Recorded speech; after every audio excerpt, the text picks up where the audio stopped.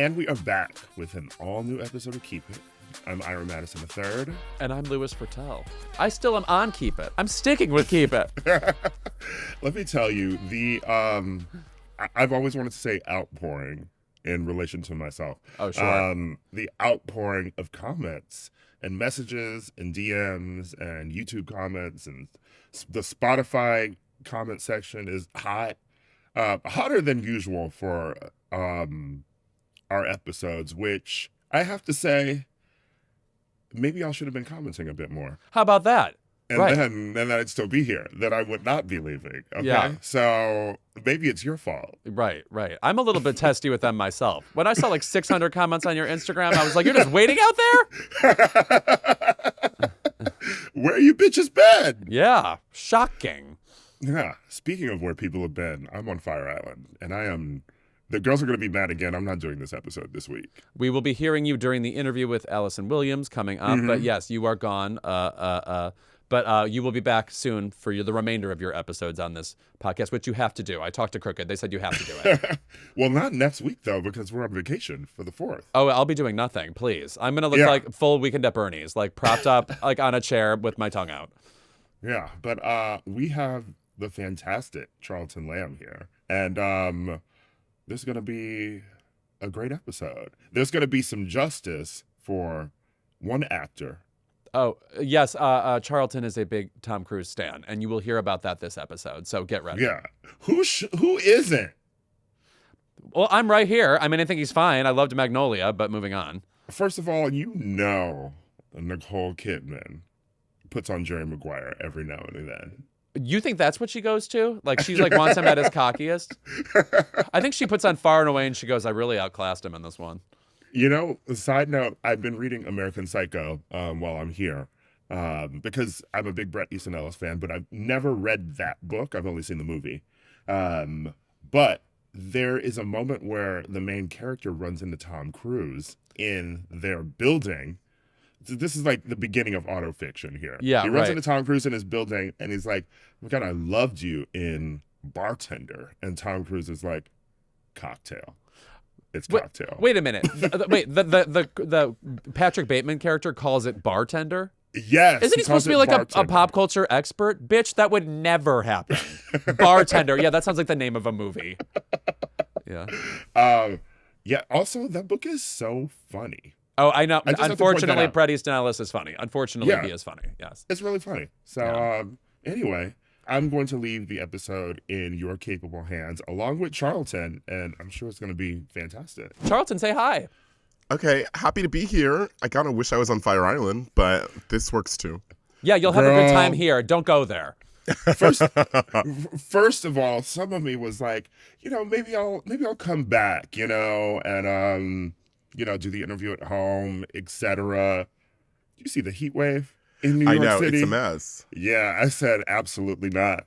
Deborah Cox. I will not be in New York until the heat drops. Okay? No, it looks like the I'm a Slave for You video over there. No. I know, totally. Yeah. I'm not wearing pants, just to make it absolutely clear to everyone.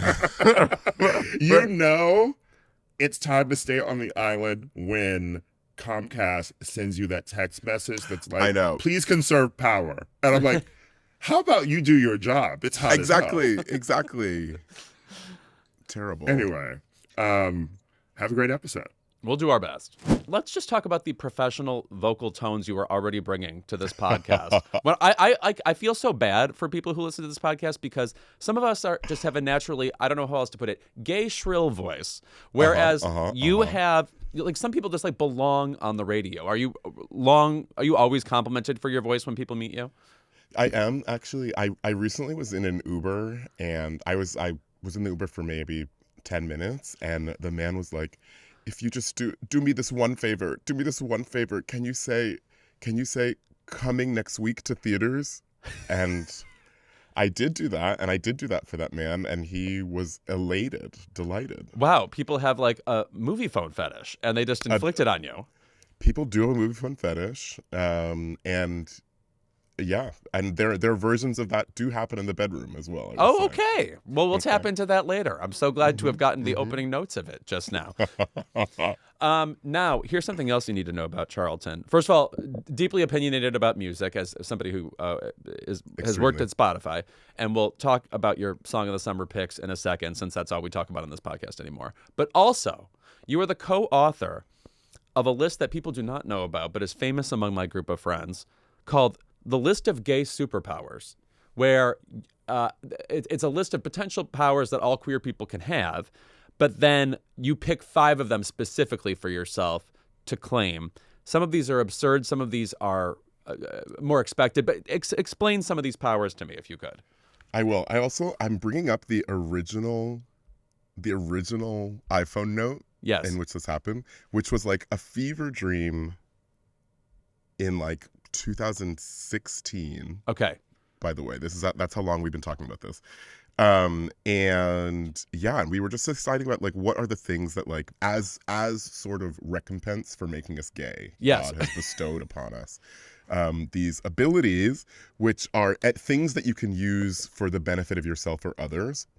And I think, okay, some of the classic ones, I mean, scamming, which has now taken on a life of its own as a concept, Right, I feel, yeah. in the last 10 years. Yeah, scamming is like the main one, yeah. Mm-hmm. There's like 3 related ones. Friending straights, which is different than seducing straight boys, which is different than questing straights, which is about those boys that are constantly having a crush on a straight boy, that it will never be anything more than... They just live in a constant state of feverishly attached to straight people. Yes, Totally, sure. totally. And for some people, that is actually a power and not a sickness. And I want to celebrate. I want to celebrate those people. Then we get to some of the classics like romance languages. Sure. We've got books, which has controversially accepted a second meaning in recent years. Before it was about someone who knew how to read, which remains a coveted Elusive. superpower. Yes, right. But now it can also refer to someone who books. Right. She books. For Pedro Pascal books. Quite, right yes. And as we know, he's questioning. We don't want to confirm one way or the other on him. Moving on. Yes. Allegedly. Okay, then we've got name dropping. We've got... Have you met Ira Madison? He actually co-hosts this podcast. Okay. I was going to just do you guys as a pair, name dropping versus celebrity knowledge, patron saint. Thank you. Okay, then there's a weird set where like I clearly could not type when making the list, but it's like enshrined in law. So there's working, This is an important part of the list. There are typos that are on the list that have not been fixed, and we just accept them as part of the original laws. Absolutely. So working, which is to say somebody is employed, has become working. Working, and that is like anytime someone texts me like, oh, I got a promotion or I got this job, oh my God, working, like it's very celebratory. Yes, You're not it's just a working. 3-syllable word, and we accept it that way. Yes. Mm-hmm. Another really important one is Sherlocking. Right. Which is different than scamming. Like someone who solves things out. You know, like, oh, we're in a problem. How are we going to get into this club? There's a long line. How am I going to, finagle this? Oh, I'll Sherlock it somehow.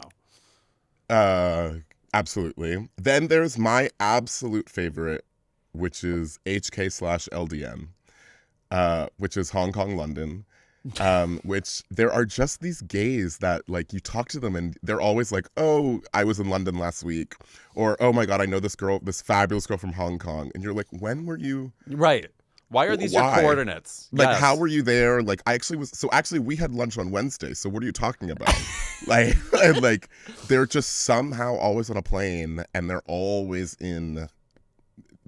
somewhere else. Yes. One of my favorites on this list I want to bring up is Oops, which is somebody constantly just makes like fumbles or whatever. Maybe it works out for them, but like they stumble into something. They texted the wrong thing to the wrong person. They, whatever, just like screwing up, falling downstairs, whatever. Falling downstairs. I feel like you're remembering a specific incident. Yes. Shout out to our friend Gus. Yes. Yes. Shout out to Gus. Then there's the classic trio of dick, body, face. I don't know that many people that have all three. No, right. It's kind of like you pick two. And They have that's to what be you got. reported if they have all three, actually. Something is suspicious. Hello. Encouraging word is a nice sweet one. Yes, right. So, okay, the entire list, maybe Charleton will be good enough to forward it to me and I'll post it on Instagram or something. Ooh, I but will. I want everybody to pick their the five that apply to them. And then we can just keep this going through the universe and it'll get into the Rand McNally textbooks and things like that eventually, too. And just take note of like what I think is most fun, which ones you definitely don't have. Yes. It's like also important to be honest with yourself about. Once upon a time, I was really good at math in high school, but math is on the list, like the Math math is on the gay. list. And I am now, it's my worst trivia subject. Like literally, statistically, Wow. if you look at my trivia league, math is my worst. It's my biggest shame. I can't explain it. So Sad. exactly. But celebrity references is also one on the list. That's very References is on the list. You know. Yeah. Yeah. So anyway, 5 items on the list apply to people, pick them, etc. Now, moving on to Song of the Summer. As I just said, you're a Spotify veteran, so I have to ask you first, what's happening with you on the Song of the Summer front? It remains the most pressing issue here at Keep It. I have to say I am supportive of the new Karol G song, Latina Forever, though I don't believe I can run out into the streets and yell the words Latina Forever just at anybody. So I don't really know what to do with myself here, but I feel like you're not a Karol G stan. I'm not a Karol G stan. Also, I feel like these streets right now in particular are not the place to be yelling Latina Forever. But Right. I Okay. think that no, I'm not a Karol G stan. I have nothing against the girl. I just really, it's not something that has ever grabbed me in any way. And like the fact that she is so popular Yeah. on like a global scale, it kind of like annoys me. Well, I'll say this about Karol G. She has the name of like somebody who was a helper at a preschool, like an old lady. Totally. But then she's not that. She's like young, hot Karol G. It really like all. boggles the senses. It really makes me really uncomfortable. Yeah. Like, Who was our last Carol? You know what I mean? Channing? That's what I mean. Who only died recently, but she was 171. Right. Yes. My mom. Yeah.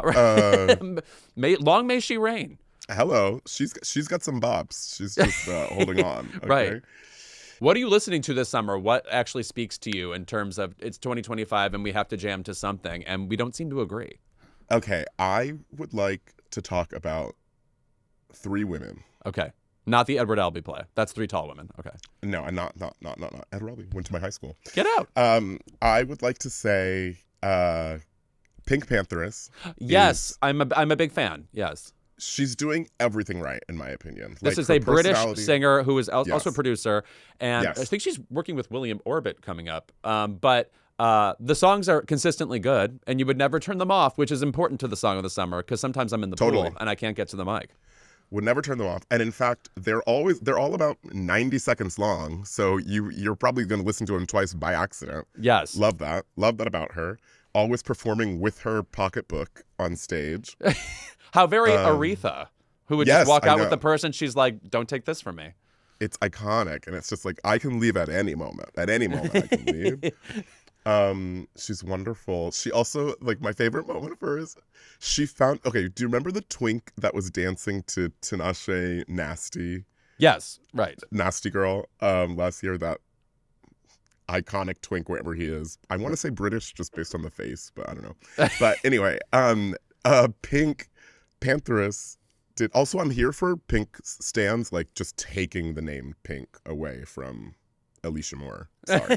Yes. But Pink, she posted a video with that twink, like found him, and then her caption was, "I cannot do nothing with the waist," and I think that is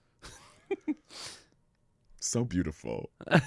Anyway, I haven't thought about Pink in a minute. God, what's she up to besides, looking like a ripped gym teacher? probably selling out arenas. Like, Yeah, right. No, being the world's Sorry. most popular person. Yes. yeah. Like, I have nothing to say about Pink because like it would never reach her. Like she is too popular. No, for she anyone like who's goes deeper than like Taylor Swift in a way. Like she's an American Down. institution. Yeah. down. So like there is no criticism that needs to be leveled against that bastion of American culture. American yes. music. Yeah. Have we heard the new Cardi B yet? Yes. Okay. I have I'm about to bring my Spotify bona fides to this conversation. Please. The Cardi B song, it's amazing. It's Yeah. like, it's a distillation of everything we love about Cardi B. It's like the exact kind of beat. It's the exact kind of playfulness. Her team of writers has done it again. Like, it's so good. And it's really playful. It's really clever. Here's what I have to say. They announced yesterday the album is coming out in September. The album is called Am I the Drama? Not sure. Yeah. I don't know It's about like that it's title. like Sinead O'Connor, may she rest, had an album near the end of her career called "I'm Not Bossy, I'm the Boss." I'm like, you can't just use like Twitter as a word bank and then turn it into an album. Yeah, Totally. It's like, girl, I don't know, but I guess the writers had left the room Yes. when it came time for that. And then, but they are putting on the album WAP and Up. just these are 5 years old songs. 5-year-old songs. And so already,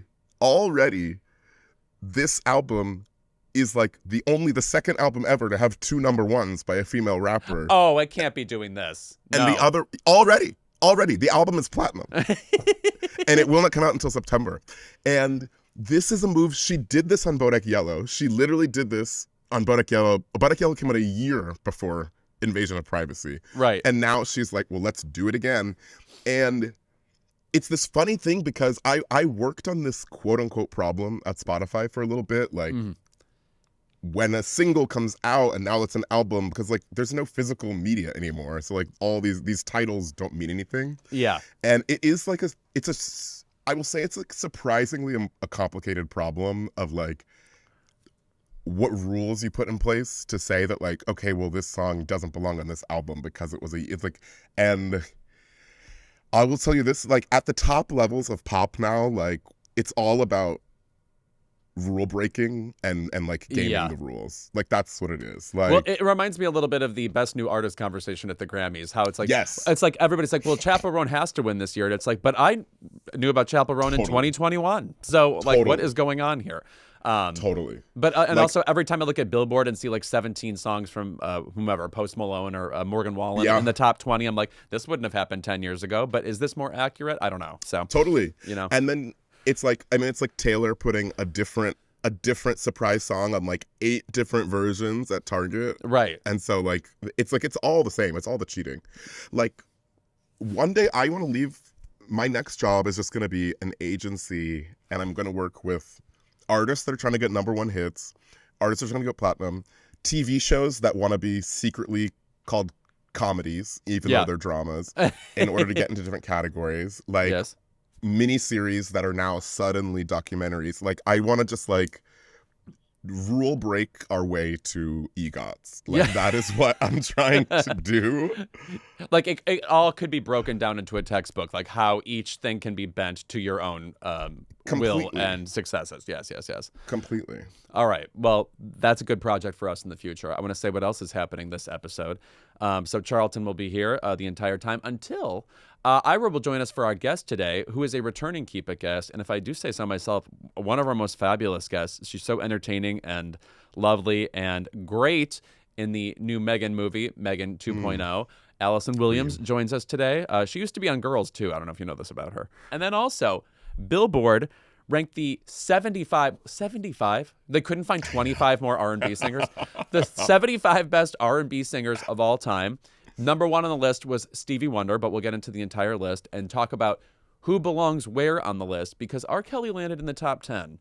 And let me tell you something, the power of lists, because they did that, and I literally was like, I was like the congregation in the Bible coming after Jesus. I was like, like bring us Barabbas, stone them. Yeah. So we'll get into that, and that's our episode. So welcome, Charleton, and welcome you all to this edition of Keep It. We'll be right back. Keep It is brought to you by Soul. Now, I got a lot of soul, but I also love Soul's products because they are the best things to use when you do not want to actually drink. Because let me tell you something. I was at the Queer Tea Pride 50 last night, and she's got a hangover. Oh gosh, my controversial opinion is that gay men never dress worse than at the Queerties. Okay. But here's the thing about going out with friends. I never want to drink, and that's why it's been more productive for me to get Soul's out-of-office gummies instead. The perfect little lift to keep the vibes going and give me that light social buzz without the hangover. Truly, they are kind of a godsend. They take you away from the drinking space if you want to be away from it. I personally hope I never return. And they still give you that fun going out vibe. Soul is a wellness brand that believes feeling good should be fun and easy. Soul specializes in delicious hemp-derived THC and CBD products designed to boost your mood and help you unwind. Their best-selling out-of-office gummies were designed to provide a mild, relaxing buzz, boost your mood, and enhance creativity and relaxation. And I keep thinking about how Ira's creativity needs deep enhancement. The out-of-office gummies come in 4 different strengths, so you can find the perfect dose for your vibe. Choose from a gentle microdose, perfect buzz, a noticeable high, or a fully lit experience. And with wellness at the forefront, you can feel good about what you're putting in your body. All of Soul's products are made from organically farmed, USA-grown hemp and are vegan, gluten-free, and low in sugar. Plus, Soul has so many other amazing wellness products with or without THC, and I'm in the without THC community, including a variety of gummies and capsules that can improve sleep, stress, pain, focus, bloating, and more. So bring on the good vibes and treat yourself to Soul today. Right now, Soul is offering our audience 30% off your entire order. Go to getsoul.com and use the code KEEPIT. That's getsoul.com, promo code KEEPIT for 30% off. Keep It is brought to you by Factor. Honestly, Factor is essential to my summer. You know what I love doing? Not cooking. You know what I love doing? Making ready-to-eat meals and then eating them. And then I don't have to think about the eating anymore. And yet I also enjoyed the eating. You see how every part of that process was perfection? That's why we love Factor. Factor's chef-crafted, dietitian-approved meals that are ready in just 2 minutes, taking the hassle out of eating well. Factor meals arrive fresh and ready to eat, perfect for any lifestyle over summer and beyond. With 45 weekly menu options, you can pick gourmet meals that fit your summer gains and goals. Choose from options like Calorie Smart, Protein Plus, Keto, and more. Enjoy more this summer. Get Factor if you want all the flavor and none of the fuss. And by fuss, we're talking about being in the kitchen. Because let me tell you something about Louis. He is not a Julia Child. Honey, picture me not with a rolling pin, because I'm never going to use it. Don't buy me one. I don't want to see it. The Taste of Everything was a horror movie to you. The Taste of Things, yes. You know Juliette Binoche rarely crosses me, so I felt very testy with her for that. Honestly, I love all the dishes. I'm a big roasted garlic chicken fan. Any chicken dishes. I just want the chicken. Please just give me the protein in its almost purest form, as far as I'm concerned. Get started at factormeals.com/keepit50off. and use code KEEPIT50OFF to get 50% off plus free shipping on your first box. That's code KEEPIT50OFF with a 5 and a 0 at factormeals.com/keepit50off for 50% off plus free shipping. Factormeals.com/keepit50off. Billboard has dropped another divisive list, this time ranking the 75 best R&B singers of all time. The editors considered vocal prowess, body of work, career longevity, industry achievements, game-changing influence, and enduring generational and cultural impact. Charleton, you were rife with opinions when we texted about this last week, so please tell us what offended you most, and I guess how you're dealing with it. But what offended you most? Okay, what is offending me the most? So it's 75. It's top 75. Let's start there. Yeah. Okay, and obviously you're thinking to yourself, where is Brandy in the top 10? Right. Obviously. She's 41. 41. Right. Must not be a full moon, is what I said. Hello. I mean, it's crazy. Stick around for the outro, everyone. I will sing the entirety of Full Moon. But it's out of control to me. Like, I think Never Say Never, which is, I think, her second album, is maybe the single most album I've played in my entire life. Like, from start to finish, like, there is nothing bad about that album. And especially her voice. Obviously, every Black person listening to this knows she is the vocal Bible. Like, it's what's going on. Okay, and now I'm going to say something controversial. Okay. And Louis, I don't know if you remember this, but the very first time we met, we had a heated conversation about... That doesn't seem like me at all. I wouldn't have a heated conversation, an argument.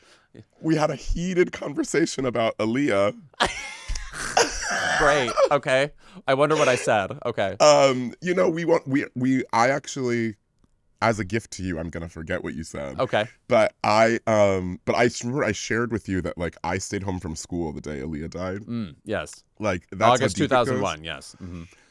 That's how deep it goes. However, Aaliyah should not be ahead of Brandy on this list. I mean, like, I think she's a very talented vocalist. I also think Aaliyah is in the pocket of R&B, which is a concern I have about this list. For sure. Like Michael Jackson is number 3. I am not saying he was never an R&B singer. His Right. nickname is the King of Pop.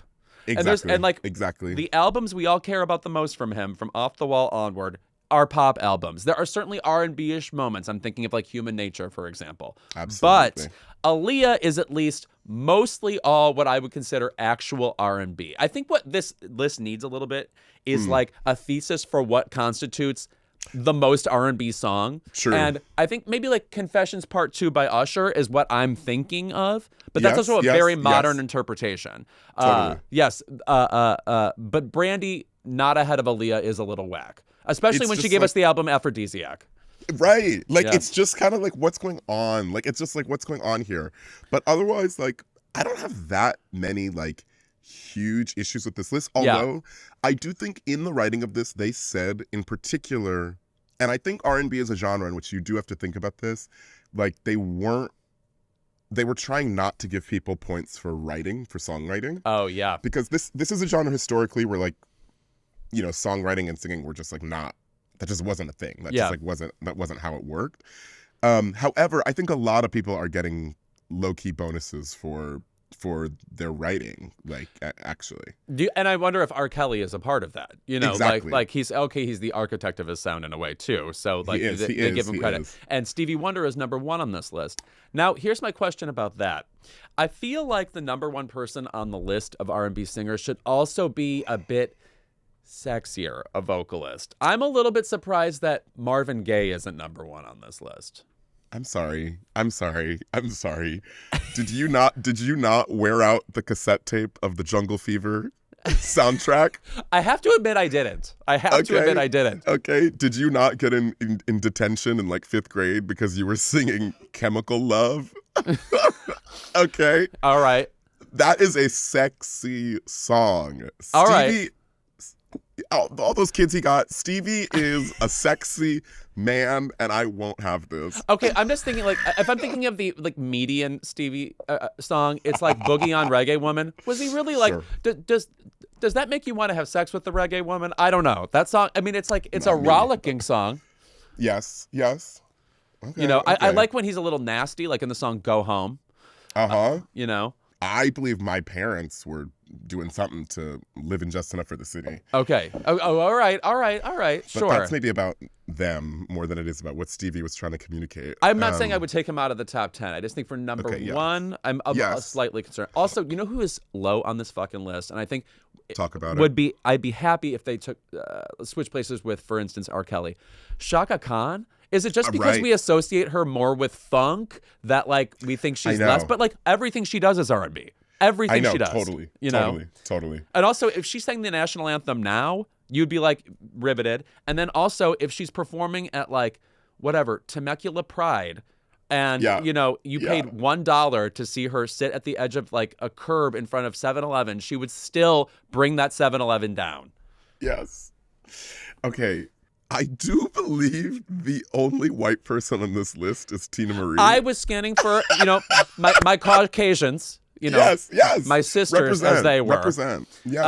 And I was like, oh, well, I mean, like, for instance, I'm not saying I'm rooting for Justin Timberlake, but he's not on the list. Sure. And, Sure. you know, Yeah. and, or whatever, Robin Thicke, you know, there's a whole class of them. Exactly. But- Joss Stone. Yeah, like, you're right, Joss Stone, perfectly lovely singer, whatever.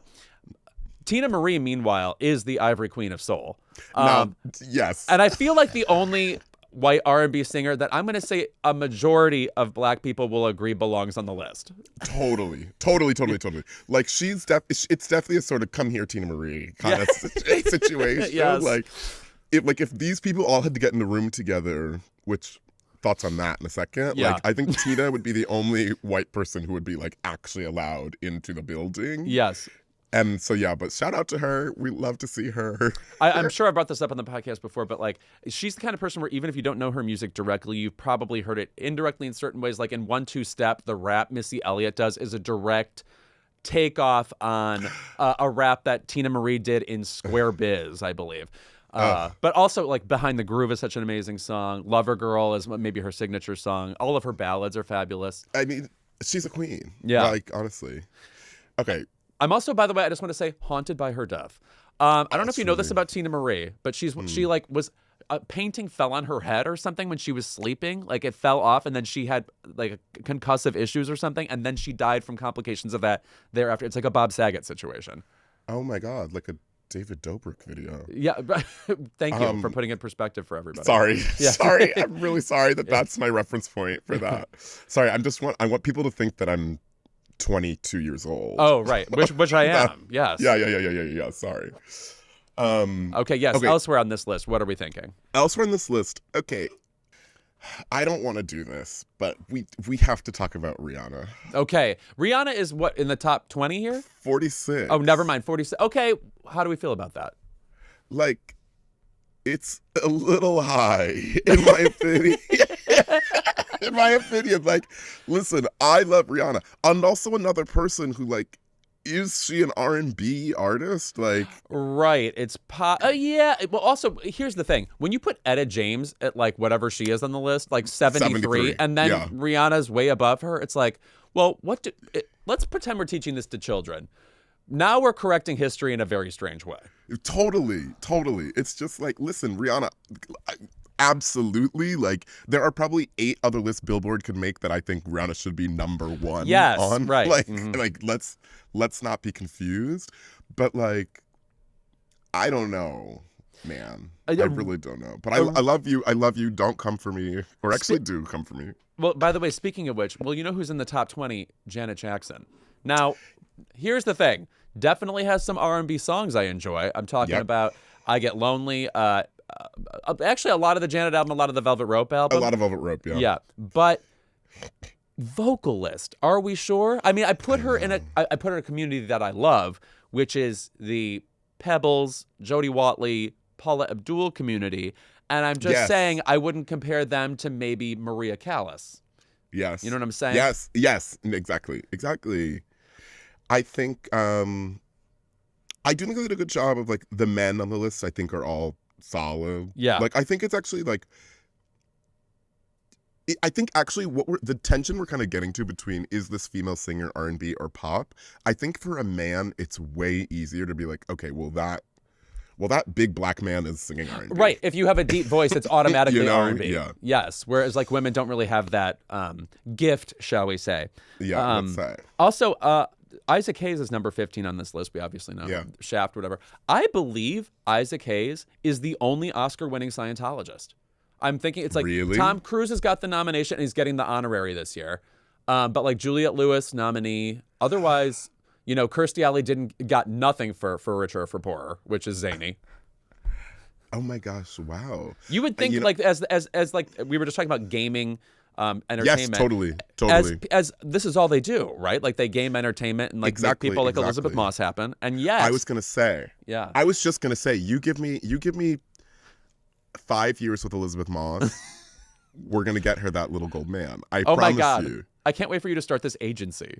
It's like I can do it. Like, like it's not a joke. Lizzie, call me. We're gonna get you. We're gonna make this happen. Okay, we're gonna make this happen for her.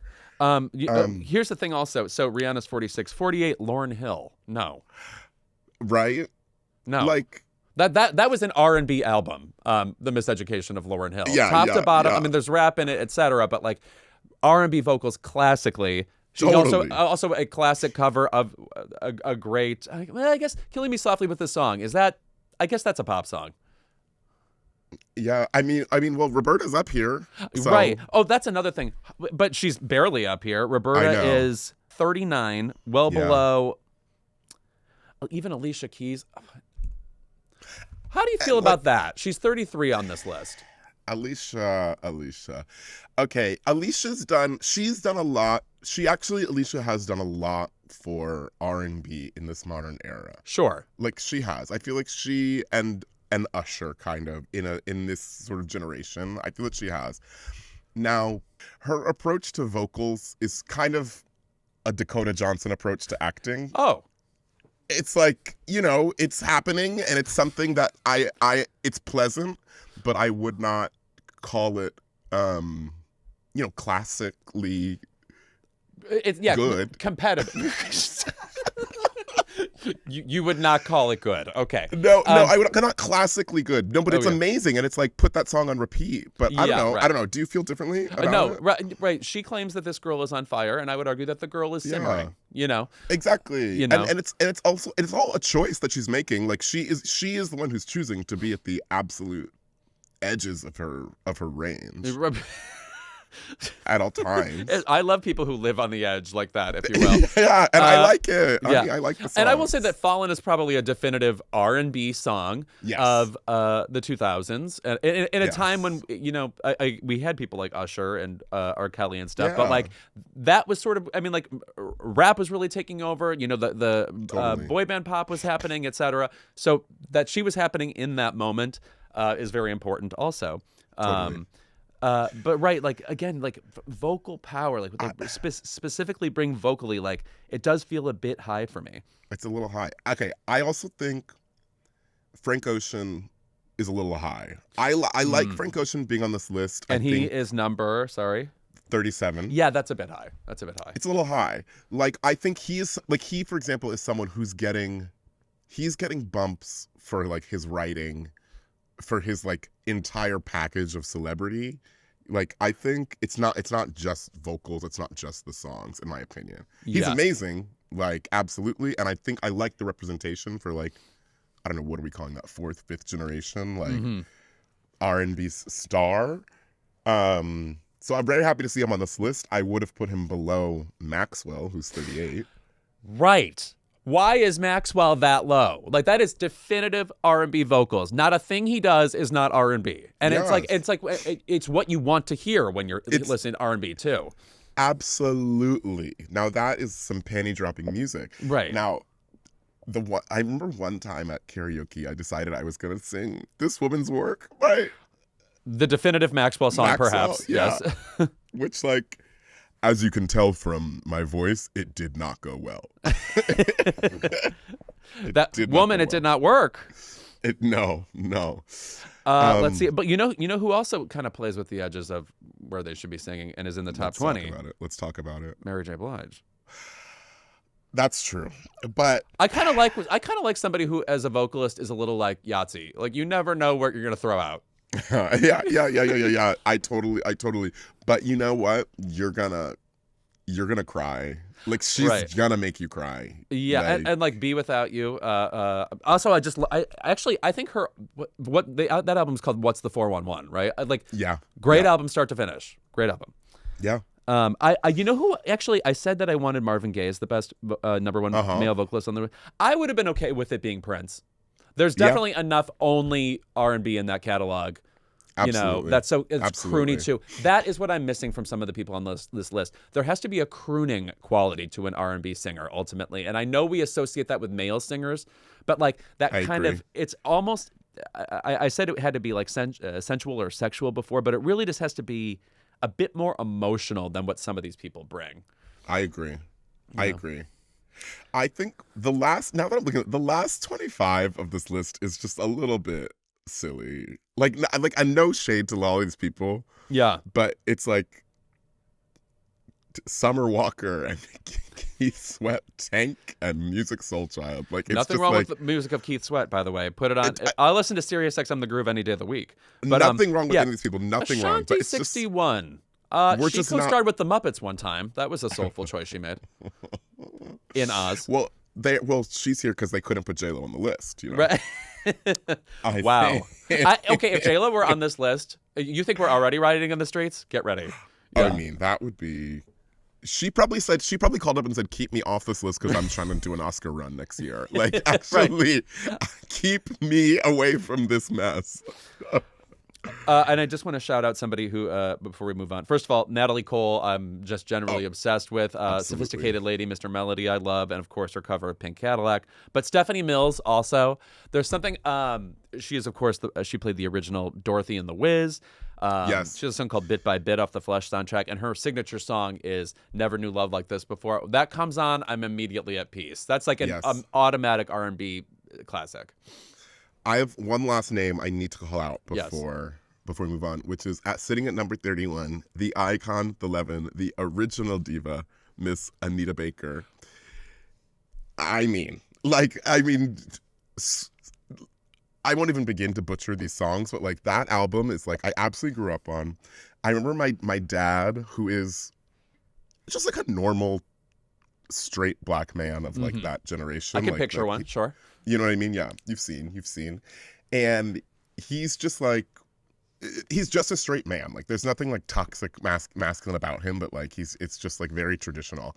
And I remember when I was like, and I guess we'll come to this period of my life in a minute in the next segment, but when I was like secretly gay, but like tortured by it. And my dad just like all of a sudden was giddy describing to me how Anita Baker, excuse me. Speaking of, wow, the homophobia came out. Okay. I know. Anita Baker was just a huge bitch and like always causing drama, and everyone hated it. And my dad was just living for this drama. And I was like, okay. Like, wow. I was Who's like, this dad? Okay, father. We're gonna go ahead and bond really quick. Yeah. I had a friend who was her assistant once and confirmed the same thing. I won't say who it is, but I need to say about Anita Baker, if she sang "Sweet Love" at like the Hollywood Bowl or something, I would be braced. I would be holding onto the seat, hoping not to explode. In fact, one time I was in an Uber and Anita Baker came on, and it was like I was fucking the driver. It was so uncomfortable. Like, what do you do when someone plays that level of like sensual, getting ready for bed and putting salts in the water vibe into the air? Wait, I'm sorry. Oh my god. I just almost had a heart attack. I just had to do a Command F. I was like, is Patti LaBelle not on this list? Okay, sorry, we're good. I'm going to say, I assume she is pretty high up there. 25. Okay, still not high enough. Not high enough. But yeah, like Al Green is 18 below Janet Jackson. Think about yourself, Billboard. Think about yourself. I know. First of all, Beyonce is at number 4. I would say that's maybe an appropriate listing for Beyonce based on the amount of basically strictly R&B output she had over the past 15 years, Totally. Mariah Carey, number 8. Now, this is somebody who is woven between genres, but like her definitive R&B achievements cannot be underestimated. I mean, I can't even pick a favorite one. What's your favorite Mariah song? Stay the Night. Excellent choice. It really is. Dignified. Yes. I love Make It Happen, the MTV Unplugged version, because I love being told to make it happen as an ambitious girl. SZA down at 44. Now, let me say something. People who are this new should not be, they almost shouldn't be allowed on the list, but they can't be any higher than 44. So I'm giving them grace. I agree. And I would say SZA, I think she's another one who's getting a benefit from her lyrics. I do think SZA is the lyricist of our generation. Yeah. Like, I think she is the Joni Mitchell of our time. But I'm happy to see her here. But like, yeah, much higher, I would have been a problem. Yes. We've got them till they're gone, quoth Joni Mitchell. We'll be right back with more Keep It. But before that, some quick housekeeping. The Crooked Store is a bunch of great new merch for all your hot protest summer needs. There's the Due Process Freak Tee, the Don't Tread on Us Pride Tee, and a Gay for Due Process Tee and Tank Plus. Fresh designs of the classic Friend of the Pod tee. The Crooked Store also got a quality upgrade, so you can expect more durable materials and updated cuts for year-long wear. Nothing warms our heart during this dark time like seeing our merch in the wild. So when you wear it, make sure you snap a pic and tag Crooked Media on Instagram @CrookedMedia so we can respectfully stan you. Pick up your new favorite summer fit at crooked.com/store. All right, when we're back, Ira and I are joined by Allison Williams. Keep It is brought to you by Nutrafol. Louis, how would hair growth supplements improve your life? I would like a fuller, more voluminous hair experience, and I think that's exactly what it would, I'm not, shall we say, Italian or, the white people that can really grow a thick hair. Us Polish, Irish, German people, we're sort of in the Mattel hair community. And so we only have few opportunities for growth, if you will. An investment in your hair is an investment in yourself, just like hitting the gym or upgrading your wardrobe. Taking care of your hair can boost your confidence and help you look and feel your best. Today's sponsor, Nutrafol, supports hair growth from within, targeting root causes of hair thinning for visibly thicker, fuller hair in just 3 to 6 months, so you can show up as your best self every day. Nutrafol is the #1 dermatologist-recommended hair growth supplement brand trusted by over 1.5 million people. See thicker, stronger, faster-growing hair with less shedding in just 3 to 6 months with Nutrafol. Thinning hair is different for men and women, so a one-size-fits-all approach to hair growth doesn't cut it. Nutrafol has multiple formulas for men and women that are tailored to different life stages, such as postpartum or menopause, and lifestyle factors, such as a plant-based lifestyle, so you can get just what you need. Plus, users of Nutrafol men reported no impact to sexual performance. Bang, Fellas, zoom, fireworks. while many hair growth supplements rely solely on ingredient studies, Nutrafol clinically tests final formulations to ensure their efficacy. In a clinical study, 84% of men showed improvement in their hair after 6 months taking Nutrafol, and 90% of women saw overall improvement in their hair after taking Nutrafol for 6 months. Start your hair growth journey with Nutrafol. For a limited time, Nutrafol is offering our listeners $10 off your first month subscription and free shipping when you go to Nutrafol.com and enter the promo code KEEPIT. Find out why Nutrafol is the best-selling hair growth supplement brand at Nutrafol.com, spelled Nutrafol.com, promo code KEEPIT. That's Nutrafol.com, promo code KEEPIT. Sounds like you were singing Hot to Go. Keep It is brought to you by Faye Nutrition. Louis, Yes? how would a nutrition coach have helped you in your life? Oh, God. Well, any coaching I'll take. As you know, I need direction and need to be pushed in the direction. But that's what's so great about Faye Nutrition. Faye connects you directly with registered dietitians, the real food and nutrition experts, for personalized nutrition counseling tailored specifically to you. And the best part is that all dietitians on Faye take insurance. So 95% of people pay $0 for their sessions. Yes, that's right, $0. Faye matches you one-on-one with a dedicated dietitian who will help you understand your body's unique needs. Your personal dietitian will work with you to create sustainable, evidence-based programs, not just quick fixes, to help you build healthy habits and achieve your health goals. Listen, a lot of y'all are talking to ChatGPT these days. How about you talk to a nutritionist? Yeah, a person. I talked to a Faye nutritionist like last week, and they're really sort of like getting my summer diet together. My Faye dietitian gives me ideas I would not have otherwise had. I'm somebody who just wants repetitive, as I said, chicken-based eating, and it turns out there are other things I can do that are delicious and nutritious. I didn't really believe that was possible. So whether you're trying to lose weight, dealing with low energy, digestive discomfort, managing conditions like PCOS or diabetes, navigating food allergies, or you just want clarity amidst all the confusing diet noise, getting personalized guidance could be the foundational support you need. At Faye, they believe expert nutrition counseling should be accessible to everyone. It's so simple to find a dietitian who fits your needs and to instantly check your insurance coverage before signing up. And like I said, the vast majority of people pay $0 for their sessions. Why do you love Faye? And I don't mean Dunaway, for once. Well, first of all, I don't love her. She scares me. She's frightening. But Faye, I love because it is basically like I've always wanted a nutritionist, to be honest. I think it's very chic. I think it's very 90s Club Med. And now I have it. It's a health spa standard. You know what I'm saying? I love 90s health terms. So if you're ready to stop guessing and start truly fueling your body for better health, take control with personalized nutrition support from a registered dietitian through Faye, because you deserve to feel energized, healthy, and confident in your health choices. Having a personalized nutritionist used to cost big bucks, but not anymore with Faye. Listeners of Keep It can qualify to see a registered dietitian for as little as $0 by visiting faynutrition.com/keepit. That's faynutrition.com/keepit. One last time, that's faynutrition.com/keepit. And make sure you use our URL so they know we sent you. We are so excited to have this week's guest back on Keep It.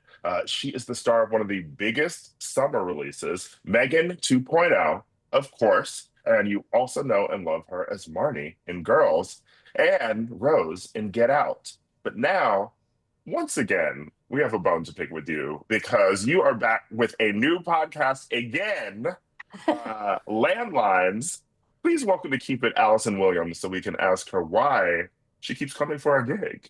I mean, I just keep feeling like neither of you is channeling the angst of a 37-year-old mom enough, and it just feels like there's a niche you're not hitting. Hi, you guys! I'm so happy to talk to you again. Oh, so psyched to be here with you. Even though, again, I do think you're coming for our bag. It's fine. I'm so sure that I can't come for either of your bags. Is that how you would put that in the plural second person? I don't know. It felt very ESL the way you just said it, but I have no idea. That felt really ESL. Like I am in Love Actually speaking bad Portuguese. But hello, it's nice to see you. Yeah. Anyway. It feels prophetic also to have you back here. This is like my last 5 episodes of the show. So, I can't get over this. Can we talk you out of it? Like what? He's already on a vacation aisle. Like you can see, you can actually watch him check out as the episodes It's so true. I can feel that your adrenaline is low in this. And if you could see mine, it would be radiating off of me like a Keith Haring painting. I'm on Fire Island currently. There is a Hugo spritz off camera. Oh, bless you. And I'm going to jump back in the pool right after this. I love it. I just love that for you and hate it for the rest of us. Okay, we have to talk about Megan 2.0, which, by the way, for a horror sequel, and I truly don't know how many horror sequels can count as good. There are certainly horror fans who will tout certain, this one has a queer part or whatever, and they make up little stories to convince you to watch this. Yeah, to make you watch these things. This is a very good movie and very thrilling and very, very funny. Tell me about the origin of this movie and just reading the script. Did you have any anxiety about following up the, absolute media hysteria of the first one? We did, of course. I mean, I think at the end of the day, we had a big kind of existential question about sequels because sequels, by and large, don't do their job very well, which is for a reason. It's really hard. It's intimidating to take something that was really popular the first time around. You kind of are immediately met with a fork in the road. You either redo what you did and try to catch lightning, be struck by lightning twice, catch it in a bottle twice, insert metaphor with lightning here. And then, or you go off in another direction and hope that some pieces of the original energy that were popular the first time around go with you and work in this new milieu. And we committed to the second one. And we were like, we assume that people feel sated by the experience of the first one. And so now we're going to keep the tone, keep most of the characters, and just move into this other world that is kind of dictated by the addition of a second doll and add action to the hyphens of the movie and just make the entire thing bigger and still keep it in the same ethical framework as the first movie and see what happens. And so from the very first conversations, which were basically James Wan, I think, was the first person to be like, there should just be a second doll. And so from there, from the idea of Amelia, we had to come up with something that was terrifying enough to bring Megan back to life, someone that very actively threatened the life of my character, who would also have to be responsible for bringing her back. And thus, action was added into the stew. And our biggest job, really, more than anything, was just to put our heads down and do what we did creatively the first time around and try, honestly, not to focus too hard on what we felt like we owed as gratitude to the people who supported it, assuming that if we did it again the same way, we would show them that gratitude in the process, if that makes sense. I don't know, that was kind of word salad, but hopefully it made sense. No, it does. I mean, I really love, I'm sure you've heard this many times, but just the Terminator 2 of it all, just from horror to action. And what's interesting about expectations and coming back to film a second thing, a lot of people don't get that for films, to be honest, but you had that for multiple seasons on Girls, so how does that, did you prepare for that already? Just the idea of, here's an audience and you have expectations and you're coming back the next year and you're going to get, I wanted to see this, or you didn't do this, etc. What was that like dealing with for years of your career and then compared to now doing it for Megan 2.0? It's such an apt analogy because the first time around kind of prepared me in some ways for this one, which is that you can't, that some of the criticism or like some of the things that people are asking for are very valid and should be addressed and are really hard to address. And then other ones you just need to block out. And in both scenarios, I wasn't responsible for implementing either. Like I didn't envy Lena's job and I didn't envy Gerard's, both responsible for maintaining the integrity of the thing they brought to life in the first place, but trying to improve on it and maybe include more people in it, but definitely not abandon the group of people that like made it what it was in the first place. And so I think that is the very parallel, both challenge and opportunity with both of those situations. And in my case, I got to just, it is the closest thing I've done to girls in that we've done 4 different shoots, I guess, if you count like principal and additional photography for both movies. I've done 4 different shoots as Gemma. I kept accidentally referring to it as the 4th season when we were doing additional photography for the sequel, because I was like, it did feel like I was coming back and playing someone as familiar to me who was becoming as familiar to me as Marnie did eventually. But yeah, I mean, I think the challenge always is making sure that you are delivering something that'll be entertaining to and aware of the people who supported it, while also continuing to iterate and give that same audience more stuff to chew on and enjoy. Like the dance in the sequel is in the trailer. We didn't, since that was the big surprise, like pop cultural moment in the first movie, the choice was made early on to like put that in the marketing materials and keep something else to be that moment in the second movie, just to keep everybody kind of on their toes and guessing, because you could guess there'd be a dance in the second movie. Like we were going to do it, but it didn't need to be the thing that we kept a secret for the whole time, you know? So little things like that. One change from the first one is that Jermaine Clement is in this as a villain type figure, and it must be said, he is giving a Billy Zane-like performance. There's no other way to put it. It is a Billy Zane-like performance. It is a dastardly that was performance. the character description. Is Billy Zane around? Question mark? No. That's such a good point. He is getting on that lifeboat in this movie. Yeah. You provide it for him. Yes. He's getting on the lifeboat. Exactly right. But the energy is so comic and a bit frightening too. But I was wondering what it was like to act alongside that, somebody who. It's your job in this movie to make a lot of other things seem to have like a normal human reactions to very crazy things. And was that hard with him? Oh yeah, like getting through scenes with Jermaine was extremely difficult because he's so funny. And honestly, it's that thing that I've encountered with some other comedic actors where I've spent so many hours laughing at things that he's made and been part of that my like Pavlovian system just gets ready to laugh when he's near me. Like even when he's not doing anything, I'm just like pre-giggling a little bit. And that makes it really hard to get through scenes. And then those scenes also were funny. And I had to be completely, to your point, like just bored and not have the time of day for him at all. And that was hard. Often in these movies, like to your point, Gemma's role is to kind of play both the stakes of what's happening, because the things that are happening to her are incredible, but in a way that we find kind of relatable. Like when she suddenly is in an action movie, it should feel a little bit like the way we would feel in an action movie, but slightly aspirational. And so that is kind of the challenge of this role. And also, none of this movie works if while we're making it, we aren't completely committed to the bit. If there's any winking at the camera, like during filming, none of it works. It all falls apart. We earnestly and authentically make this movie.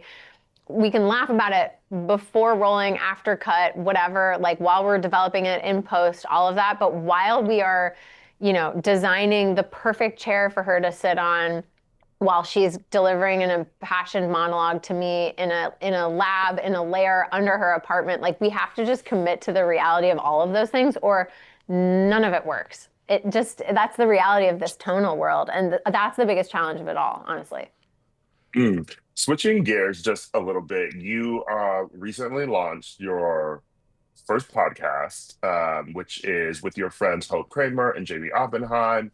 Tell us a bit about why you were like, I want to hop on the mic now. It just felt like there weren't enough podcasts. I was like, Right. you know, when I see lack somewhere, I feel a need to fill that hole.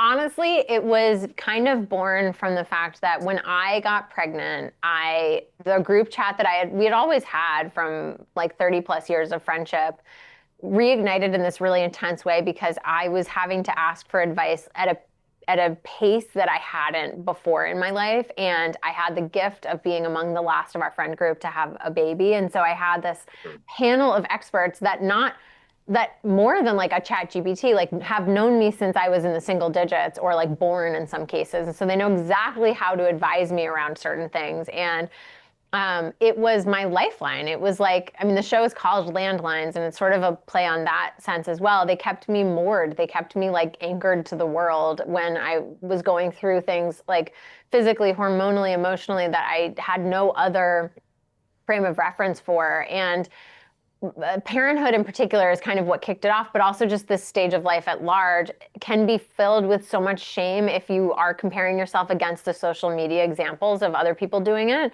You're like, why aren't I doing like peeling off like 17 things stuck to my face in the morning and injecting myself with like all these good vitamins and then doing a workout before it's like 4 a.m. Like, why do I suck at life? And it's like, no, you need a group of people to tell you that you're doing the best you can and that no one is doing that and that it's all fine. And thus that shame that starts to grow without light shining on it, like can be just so pernicious. And so we just thought that if we maybe offered other people a glimpse into our group chat, that we could provide that same service for other people that were maybe not in a situation where they were in close touch with people who've known them forever and could voice those same things that they're privately worrying about or wondering about.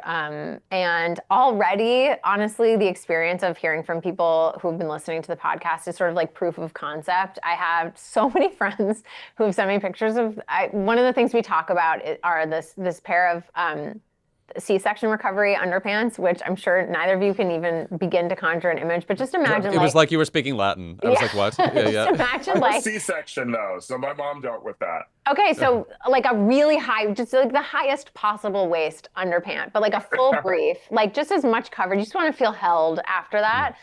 And one of our friends discovered a particular line of these that then sent them to anyone she knows who had a C-section, and we talk about them on the podcast. And then I just got unprompted like panty pics, like the least sexy variety from so many of my friends, like holding up these underpants that are like gigantic, that we all can't let go. And that's exactly the kind of thing that I'm kind of talking about. You see these portrayals of people at this stage of life dressed so sexily online, and you think like, but why can't I let go of these enormous C-section recovery underpants because they're so comfortable?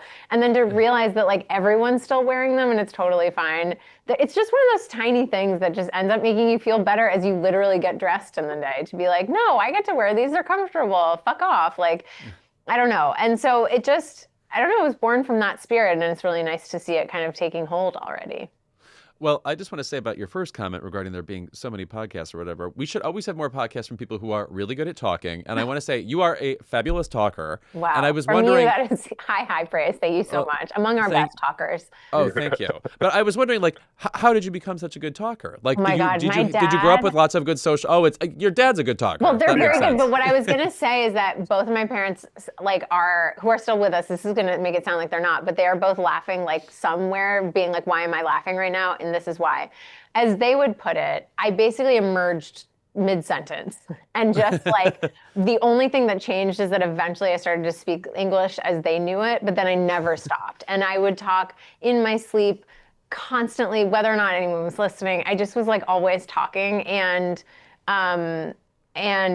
everyone who's close to me knows this about me. I just love to talk to people, and I have so much I want to know and so much I want to discuss. And so it felt really natural, honestly. It felt kind of like a hack to turn a natural proclivity that our friend group has for just chat into a job. It feels, even now that it is a full job and we are like editing episodes and ads and all of these things, like it still feels like we tricked someone into letting us like do this professionally, which is so fun. But I think having two journalists as parents is probably the shorter answer to that question. But the longer one is just that I just have always loved talking to people. And when there wasn't a person to talk to, I filled that gap myself.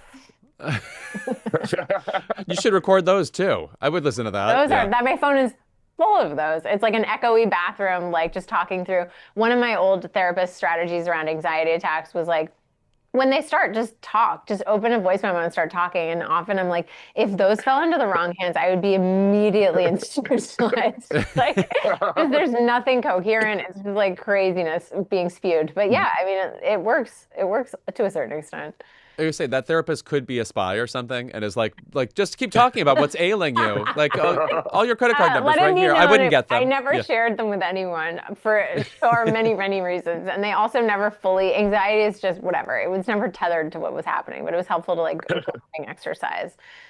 Yeah, I mean, you growing up with your parents, obviously, and then your brother is also a news reporter Yeah. for CBS, and so I just keep thinking of like the family from like Noel Coward's Hay Fever. Like it's just people like talking constantly, and people, coming to your home and being like, "What am I stepping into?" What is You know? this? What is this pace of this river flow? Yeah, it's kind of like, but honestly, in our family dynamic, like there is just a lot of we can all turn that on if we want to, but there's also just a lot of Hmm. like quiet coexistence. Like ironically, we all grew up kind of, there's like loud houses with like siblings, friends over, like no one can really keep track of who's there and everything's loud and there's always also music playing and then like someone's Hmm. frying something and like it's just noise. Ours was the opposite of that. House full of love, not full of tension, so don't get that twisted. But just people, we were just quiet people. We're waspy-ish, like my dad's Catholic, it was just like a quiet foursome, just dog that was quiet. Everything's sort of quiet. And so it's funny to me that we all basically talk professionally. I mean, my mom for a while had like a radio show. We literally all talk for a living. And that is ironic given that we're also, if you needed me to like cross a room silently and do something on the other side of it and come back, I could Catherine Zeta-Jones that shit any day. I am fully capable of that mission. I can be so quiet, it's freaky. You identified the Yale of that particular job, Catherine Zeta-Jones. Yes, Yes. she's at the high point of that effort. Do you find yourself, I guess, is it weird to listen to like your brother's reporting, or like, was it weird growing up watching like your dad on TV, and like, do they watch your films, etc.? Like, what is, I guess, what goes on with consuming each other's professional work? It's so funny. I've never really asked myself that. I've been watching my dad do his thing since I was aware of like anything. He's always had that job for my entire life. So that was something I was totally accustomed to. Hmm. Watching my little brother become little brother, he's like fully a dad in his mid-30s. But he's my little brother forever. All older siblings will relate to this feeling. Watching him become like a full like TV anchor has been uncanny because he is so his own talent and also reminds me so much of my dad. But I'm also just like overwhelmed with pride, which feels like the wrong word because I can't take credit for any of it, but he's just in awe, I guess, of how good he is. He's just so good at this. And that what must have been scary to do what my dad did, and he's really good and he works really, really hard at it. And so that part is the loudest. It's just the feeling of like pride and awe and and excitement that he's as good at it as he is. The one that I guess I had the hardest time adjusting to is that my mom had a radio show about education for Bloomberg for a little while, and hearing her voice in that format was both so familiar and formal in a way that was like slightly unfamiliar. But yeah, maybe Douglas and my dad have anchor voices that I'm not as aware of, but I don't know. It's just it's a diction